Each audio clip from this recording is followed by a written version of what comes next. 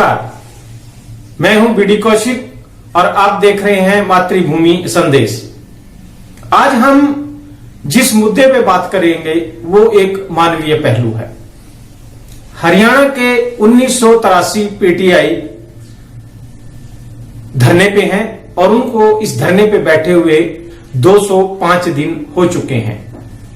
हरियाणा के हर एक जिला मुख्यालय के सामने धरने पर जो बैठे ये लोग सरकार से गुहार कर रहे हैं कि इनकी जो नौकरी चली गई है उस नौकरी को वापस दिया जाए और इन पे थोड़ा सा विचार किया जाए कि इनके परिवार, उनसे जुड़े हुए लोग, इनके घर, इनकी शिक्षा का बेरोजगार होने पर क्या होगा। ये एक मानवीय पहलू है। इस पे ये सरकार से गुहार कर रहे हैं कि इस पे विचार करें। 2010 में ये लोग शिक्षा विभाग में पीटीआई के पद पर नियुक्त हुए थे और उस पे हाईकोर्ट और सुप्रीम कोर्ट में केस चला, जिस पे 2020 में सुप्रीम कोर्ट ने इनको हटाने के आदेश जारी किए। मगर उन्होंने ये भी कहा कि अगर हरियाणा सरकार चाहे तो इनको नौकरी पे रख सकती है। तो इन लोगों ने यहाँ के जो मुख्यमंत्री हैं, विधायक हैं, मंत्री हैं या सांसद हैं, सबसे गुहार लगाई कि इनको एक विधेयक पास करके नौकरी दे दी जाए। मगर अभी तक ऐसा कोई कदम नहीं उठाया गया। इनमें एक मैं हालात यहां इनके बता दूं आपको कि एक तो इन्होंने जैसे सरकारी नौकरी थी इनकी, उस पर भरोसा करके इन्होंने लगभग 90% इनमें से लोगों ने जो है बैंकों से लोन लेके अपने मकान बना लिए, जिससे इनकी किस्त जाती है। और दूसरा, इनके बच्चे जो हैं, कोई कॉलेज में पढ़ रहा है, कोई स्कूल में है, कोई इंजीनियरिंग कर रहा है या कोई एमबीबीएस की पढ़ाई कर रहा है, उनकी फीस भी नौकरी हटने के कारण ये नहीं दे पा रहे हैं। इनमें से लगभग 51 लोग जो है वो तनाव के कारण काल के ग्रास में समा गए हैं और 49 विधवाएं हैं जिनका अभी रोजगार का कोई साधन नहीं है। उनके घरों में फांकों की नौबत है। फांकों की नौबत तो इन जो ये 1983 परिवार हैं सबके घरों में है, परंतु उन लोगों के तो बहुत बुरे हालात हैं। इनमें से 3-4 परिवार तो ऐसे हैं जिनमें उन बच्चों के मां और बाप दोनों ही गुजर गए हैं। उनका के जो रोजगार का या उनके गुजर बसर का कोई साधन नहीं है। तो आइए 205 दिन से धरने पे बैठे जो पीटीआई हैं इनसे बात करेंगे और इनको सुनेंगे कि इनकी क्या यानी गुहार क्या लगा रहे हैं और सरकार से क्या फरियाद कर रहे हैं। आइए सुनते हैं इनकी मांगों को कि इनकी क्या मांग है।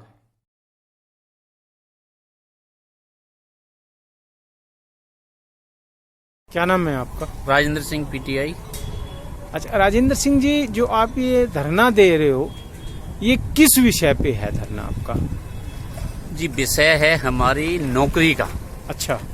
हमारी सर्विस का और हमारे जीवन के साथ में जो खिलवाड़ किया उसका विषय है जी। 2006 में हरियाणा सरकार के एसएस बोर्ड ने पीटीआई की पोस्ट के लिए 1983 पोस्ट के लिए वैकेंसी निकाली थी जी। उसके बाद में हमने अप्लाई किया 2010 में जी।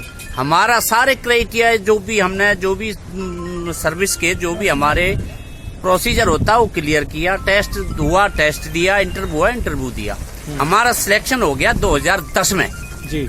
अरे एसएस बोर्ड के थ्रू हम बिल्कुल प्रोसीजर, सरकार के प्रोसीजर से हम लगे जी। 2010 में अपॉइंटमेंट हो गई हमारी, हमने ज्वाइन किया, 10 साल अपनी सरकारी नौकरी करी जी। 10 साल बाद हरियाणा सरकार ने गलती एसएस बोर्ड की, कोई क्राइटेरिया एसएस बोर्ड ने 25 नंबर के इंटरव्यू का 30 नंबर इंटरव्यू किया होगा, उसे हमें कोई पता नहीं, करने वाला एसएस बोर्ड जी। उसके बेसिस पे कुछ साथी 68 का साथी जिनका कोई सिलेक्शन नहीं हुआ था वो सरकार की नुमाइंदे थे, मैं तो इस बात को कहता हूँ। वो भेज दिया हमारे खिलाफ। कांग्रेस के टाइम में हम लगे थे उसमें कि अब एक बहाना ले दिया कि सुप्रीम कोर्ट ने आप उसमें बैठाए हो। सुप्रीम कोर्ट का तो हमारे साथी भी है और भी बताएंगे हमारे साथी हैं। अब ये बताइए 10 साल हम गवर्नमेंट नौकरी करने के बाद अब हम रोड पे बिठा दिए सरकार ने, क्या ये कहाँ का न्याय है हमारे? ये आपको कोर्ट ने बिठाया या सरकार ने हटाया आपको? सरकार की भी इसमें 101% सरकार की भी गलती है इसके अंदर। हमारे भाई हैं, हमारे जो सरकार के थ्रू उसमें भी उसको देख रहे हैं चैनल को, उसके बारे में थोड़ा सा हमारे ये भाई है संतोष, सरकार ने सुप्रीम कोर्ट ने एफिडेविट मांगा था। भाई एक बार बताओ आप उनको भाई को। संतोष कुमार। आप भी पीटीआई हो? हाँ जी। कौन से सन में लगे थे आप? हम 2010 में लगे थे। हटाए कब गए? हम लगे 2020 में। किसके आदेश से हटाया गया आपको? सुप्रीम कोर्ट में सरकार के द्वारा सही तथ्य पेश न करने के कारण जी। क्योंकि सुप्रीम कोर्ट ने 23 जनवरी को जो सुप्रीम कोर्ट के जज हैं नवीन सिन्हा और अशोक भूषण जी, उन्होंने जो कमीशन के जो वकील हैं उनसे ये पूछा कि आपके पास 1983 पीटीआई के अलावा कितनी पोस्ट वैकेंट है। एक तो आपको ये एफिडेविट देना 29 जनवरी को। नंबर 2, आपने जो क्राइटेरिया बनाया है, क्या क्राइटेरिया पीटीआई से संबंधित केवल एक कैटेगरी के लिए बनाया और कैटेगरी के लिए बनाया? तो 29 जनवरी को कमीशन के द्वारा एफिडेविट पेश किए गए। उन्होंने कहा कि हमने जो क्राइटेरिया पीटीआई के लिए भर्ती के लिए किया था, ये हमने 6 कैटेगरी के लिए किया है। इसमें drawing teacher, PTI, Hindi, Sanskrit, Punjabi और एसएस टीचर। ये 6 कैटेगरी वो है जिनके आधार पर जो क्राइटेरिया हमने बनाया था, जिसके आधार पर पीटीआई का सिलेक्शन है, उसी आधार पर हमने इन कैटेगरी का सिलेक्शन किया है। नंबर 2, दूसरा एफिडेविट था कि भाई आपके पास कितनी पोस्ट वैकेंट है। तो सरकार ने एफिडेविट दे दिया। उन्होंने कहा कि 21/4/2012 का सर्विस रूल का हवाला दिया। उन्होंने कहा कि जितनी भी सीएंडपी की पोस्टें थी वो कन्वर्ट टू टीजीटी, हमने वो कन्वर्ट कर दी टीजीटी में। तो हमारे पास पीटीआई की पोस्टें नहीं है। अगर सरकार सही आंकड़े दे देती, क्योंकि 1983 में से 2 जून 2020 को 1829 कैंडिडेट टर्मिनेट किए हैं हरियाणा सरकार के द्वारा, जो सुप्रीम कोर्ट का आदेश है। पीटीआई कितने हटाए हैं? 1829। अभी जो नौकरी पे नहीं है? अच्छा, मैं कह रहा हूँ 1983 में से 154 पोस्ट वैकेंट थी। अगर सरकार की सही मंशा होती तो वो 154 पोस्ट है, 68 कैंडिडेट थे, उनको एडजस्ट कर देती। सर ये बताइए कि आप कभी हरियाणा के जो मुख्यमंत्री हैं उनसे मिले हो कभी इस विषय पे? हाँ जी, मिले थे। कब मिले थे? हम 6 अक्टूबर 2020 को मिले हैं।